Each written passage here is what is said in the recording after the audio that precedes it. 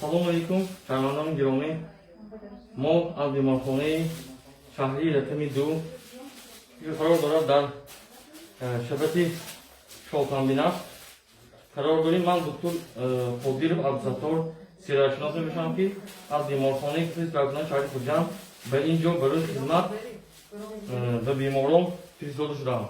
Ин дуюм дафъа аст ки мо дар карантин қарор дорам ва зиёда аз 1 моҳ ба беморон хизматрасонӣ мекунам.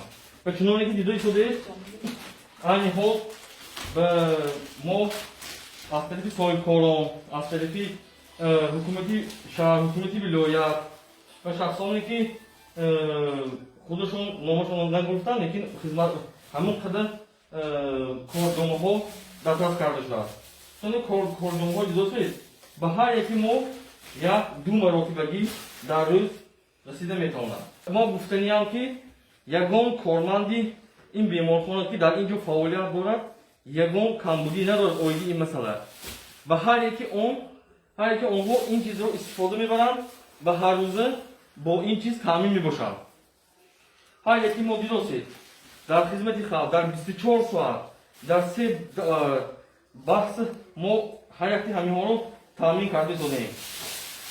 оиди ин масъала боз гуфтаниям ки халқи азиз, дӯстони азиз, шаҳрвандони азиз, ба ҳар як овозҳои дарвозаҳое ки дар берун аст аз тарафи дигар одамҳо гуфта мешавад, бовар накунед.